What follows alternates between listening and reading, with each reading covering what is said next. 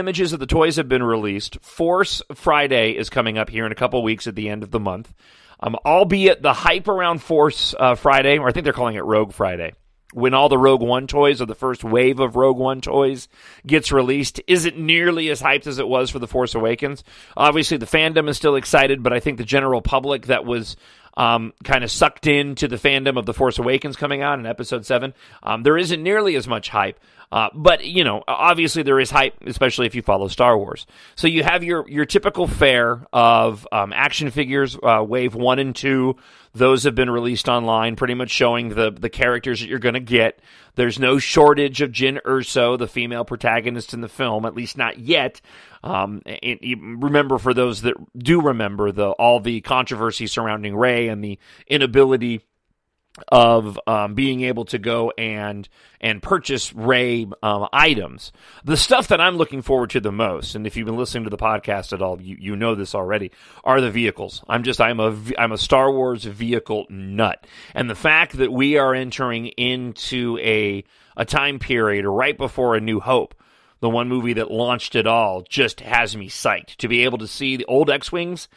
There's been some leaked product footage of some micro machines that show the Y-Wings. Some of the artwork, which I'll talk about coming up, that has come out, also shows artwork of Y-Wings. And so, even though we haven't seen them in the trailer yet, it seems to be pointing towards that we will see Y-Wings in the movie. The new U-Wing, a fighter transport vehicle, I think is amazing. I can't wait to get my hands on that toy. I think the TIE Striker is probably my least favorite of all the TIE fighters, including The Force Awakens. Simply because it seems like a bit of a rehash of the TIE Interceptor. And I was always a fan of the TIE Interceptor, and I liked it better than the traditional TIE fighter. But for whatever reason, in The Force Awakens, and again, I can't really put my finger on it, the usage of the First Order TIE fighters, both versions, both the standard TIE, First Order TIE, and the Special Forces TIE, I really I've become a bigger fan of sort of the standard TIE. And I think it has a lot to do with just how they were used in the Force Awakens. I do like the TIE Striker, don't get me wrong. I don't know. I think for the movie it's going to work, because it's not so far out of the realm of the TIE fighters that we saw, because we didn't see any interceptors until Return of the Jedi. They have classified the TIE Striker as an in-atmosphere vehicle. So, the cheat there is that, unless we saw TIE fighters that were battling close to the ground on a planet, we weren't going to see the TIE Strikers, which is why we didn't see them in any other movies, and I'm willing to accept that. The one vehicle that has popped up, it's a Hot Wheels image of this, and there's some artwork attached to it that I'm really psyched over, is this new Partisan X-Wing fighter. If you've seen any of the leaked behind-the-scenes making of footage, you've seen this. If you've seen the artwork online, and StarWarsNewsNet.com is probably the best place to go and find it. Although I think Making Star Wars and Star Wars Underworld, those are the three sites. Or if you go to the Reddit Star Wars leak site, you can find it there. It's a standard Incom X-Wing fighter, but it's painted black and white. Probably the best way to describe it is, if you've ever seen the footage of new auto manufacturers testing new cars, and they put the sort of black camouflage on the car so you can't really tell the lines of the vehicle, it looks kind of like that. It's broken up in dark black swatches across this TIE fighter. These are, from what I've read, are supposed to be a part of Forrest Whitaker's group, Saw Gerrera, in the film. And they're called Partisan X-Wings. So I imagine it's a group of fighters that are apart from the Rebel Alliance, haven't joined yet. They are really, really cool looking, though. In some of the behind-the-scenes footage, they showed one that was crashed into the ground. But in these leaked toys, you can see the image for yourself and the design on it. And I just think they look killer. mostly because the vehicle itself is the same. It's a standard X-Wing TIE Fighter that you would see in the original trilogy.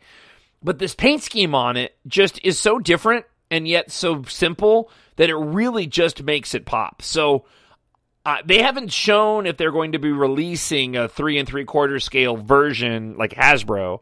The only vehicles we seem to be getting so far are both the TIE Striker and the U-Wing that we talked about, and then the AT-ACT, which is the different version of the AT-AT from The Empire Strikes Back and Return to the Jedi. That sucker's going to run like $300 though, because apparently it walks via remote control. I won't be getting that, because I just moved, and I think if I went and dropped $300 on an AT-ACT without buying a snowblower first, because I don't know if you're aware of this or not, but apparently it snows and gets really cold in Minneapolis, Minnesota. I only say that because if I had a nickel for every person that has told me how cold it gets here, I could probably buy quite a bit of stock in Disney and Lucasfilm. So, if you get a chance, go on by any of those websites. If I remember, I'll put a link in the details for the podcast. But that's my way of saying more than likely I'm not going to. Mostly because I already wrote the information for the podcast, so all I have to do is toss the audio into it, and I may not do that other part. I'll do my best. If not, StarWarsUnderworld.com, MakingStarWars.net, or StarWarsNewsNet.com, or the Reddit Star Wars Leaks page. In terms of the action figures themselves, they all look pretty standard. If you've seen any of the photos of the actors, you know, they're good representations in 3 3/4 scale. There's some, if you go to the Disney online store, there's a whole bunch of Rogue One stuff available. Really cool stuff. T-shirts, mugs. I mean, what you would expect. They also have the Elite figures that are there as well, if you're into more of the statuesque and less of the plastic sort of play type action figures. The artwork on the 3 3/4 scale Star Wars figures, Rogue One figures, is pretty much set up the same way as The Force Awakens was. They have the Rogue One logo on top, which shows one of the Death Troopers, and we'll talk about those guys here in just a minute. And then on the side, there is some very specific artwork, done obviously by the same art department, marketing team, artist that did the Force Awakens ones, because they're very much, again, if you put the Force Awakens action figures next to the Rogue One action figures, they fit in exactly the same universe, just in terms of the layout. They're also repackaging quite a few of the Force Awakens action figures on Rogue One cards. And a few of these are new. Just speaking of action figures, there's a couple of action figures which my 9-year-old made me aware of that I don't have yet, because he found them online and I haven't seen them in the store. But there's a helmetless Kylo Ren. And then I don't have the Neon Nub yet. And there was another First Order trooper from The Force Awakens that I hadn't seen yet. What I've done personally, just as a side note, if you've been to Michael's had those really cool bins, the Star Wars bins, and they came in multiple sizes. Some of them actually had like music that came on when you opened them up. We've purchased 3 of those. And one of them I use. One of them is a First Order Kylo Ren themed one. That one, 3 of them. We purchased 3 of them. That one I use for my Star Wars Infinity figurines, which just bums me out that they canceled that for that game. They're not going to be making those anymore. Another one stores our Spiro BB-8s. And then the other one I have is a Rogue One. It's a BB-8 box. Probably should mention that. And then the other one that we have is a Captain Phasma First Order one. And that one is my toy box. What I've been doing is I've been purchasing some Star Wars toys while I'm out, and I'm not opening them. I've been throwing them in this box so that if I have a bad day, which I've done this a few times now, if I have a bad day, I go and open up my toy box and I pick a toy for myself, because I'm 44 years old, but really I'm a child. So these are, getting back to the reason why I brought this up in the first place, there are several of these action figures that I want to pick up. It's funny, though, because I set up, I ran out of sort of flat space to put some of my toys up. I got to reorganize in my office / bedroom. So my Force Awakens action figures ended up on top of my larger, chest of drawers, my dresser. And it's funny because there's kind of this big open space in front, the way I set them up. I didn't do it intentionally, but then I realized I left like the perfect amount of space for when I go and buy Rogue One toys later this month. I won't be buying as many as I did for The Force Awakens. Not that you care or you want to keep me in check, but I'm not going to be buying as many as I did for the Force Awakens. I'm going to be saving most of that up for next year and the Episode 8 toys. Also, what's been released for Rogue One? Let's talk a little bit about this. Quite a bit of artwork. This is the Pyramid International Product Catalog. And what this is, it's a company that's got a big range of promotional merchandise. They've revealed their 2016 Rogue One, A Star Wars Story catalog. Basically, these are just a ton of images that manufacturers of anything, really, can go and purchase the images of and then slap it on their product. So, T-shirts, these are all obviously have to be licensed by Disney, but, T-shirts, mugs, backpacks, calendars, bins like I was talking about. These are all the images that will be purchased that you'll be seeing on the merchandise as it rolls out here in the next month or so. But it's really, really cool artwork. It's great to see it in its, I say raw form, but it not applied to products yet. A lot of it showcasing these Death Troopers, and I want to get a little bit more into that in just a moment. Some of these images we've seen before in the leaked movie books that have come out, but you see the group, the Rogue One group of Jyn Erso, the other team, the aliens there, K2SO, with the U-Wing and X-Wing fighters and Y-Wing fighters in the background. You see images of Darth Vader, which are just... I didn't think that having Darth Vader in this movie was going to mean that much to me. And I know that may sound weird. And I'll get to and just it's on my list of things that I want to talk about in the podcast this week. I didn't think that it was going to get to me or I was going to be that hyped. Seeing these images of Darth Vader with these new characters that, again, take place right before A New Hope, seeing A New Hope Darth Vader in these images really has me excited.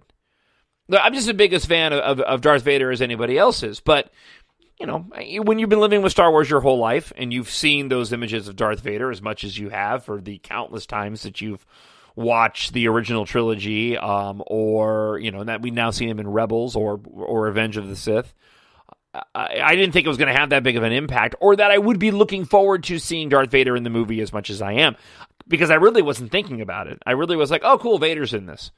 I'm looking forward to seeing these new characters. I'm looking forward to seeing these Death Troopers, the vehicles, the rogues, if you will, Director Krennic.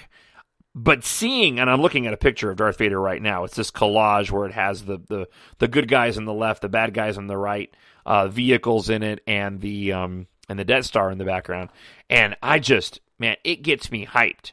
Looking at some other artwork here, also showing Darth Vader in, sort of a fist pump and pointing. One image of Darth Vader looks like a poster standing in front of a red image of the Death Star in the background. What I find, and I didn't really come up with this thought until just before I did the podcast, and I pulled these images up, knowing that I wanted to talk about it. But what's just so different and unique about it is the fact that these are images that look like they're coming right out of A New Hope in the original trilogy, and yet it's all new and fresh. It is just such a different dynamic than what we went through and saw with The Force Awakens. Now, there also is a bit of a question here, and that is, how much is Rogue One going to affect the fandom? And I'll talk more at length about that in a moment. But also seeing the action figures, if I hadn't mentioned it yet, the Darth Vader action figure. There's some images of it.